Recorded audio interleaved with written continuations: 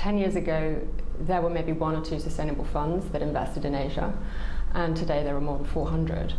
10 years ago, there was barely any regulation on the subject, and now you see stock exchanges from Taiwan to Malaysia to Shanghai have quite stringent disclosure regulations on these issues.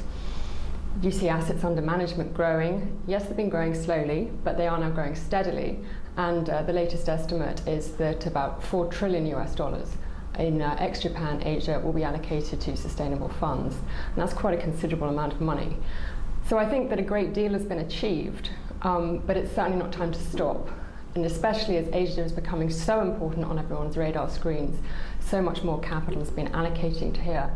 Investors are looking for a return, and policymakers are looking for ways to develop their capital markets, and also to address some of these really big sustainability issues like aging populations, climate change, resource constraints. So now is the time to be part of that discussion in a very meaningful way.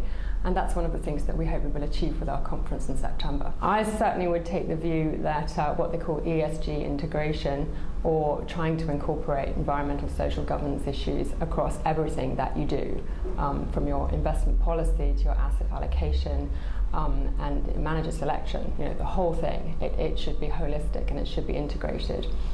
And certainly we are seeing some people do that, but for Asia, a lot of the institutions are not there yet. For some of them, ASrIA is a separate asset class. For some of them, it is still very new. Because when we talk to financial institutions, they have the ability to build products. I think they're quite interested in building products, but often they will say that there just isn't the scale of demand and they can't yet justify it. And so I think that's where we are in Asia particularly. We have a lot of expertise now, we have experience, we have interest, but it's not scaled up enough yet. And so for the next decade, that is where we need to focus our attention. For ASrIA, the challenge, but also the opportunity, is really to broaden our reach. We've historically been very active with fund managers who invest in listed equities, which is typically, that's where the sustainability industry sort of started. More recently, we've been involved with alternative fund managers.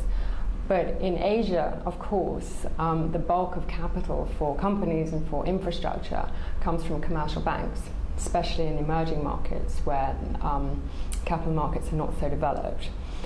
And so we really need to be much closer to those local banks which have huge influence in their countries, partly because they have the money, but also because they're often very close to the policymakers who are, at the end of the day, the people who make decisions.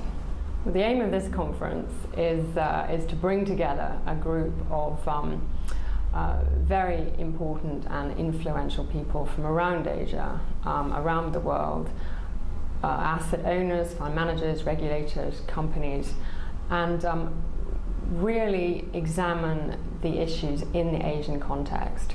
Look at best practice, look at what lessons can be learned from outside, look at what needs to be developed specifically for these emerging markets. And really to do more than just talk about it, what we hope is that at the end of this conference we will have managed to identify some clear goals for scaling up sustainable finance in Asia over the next decade.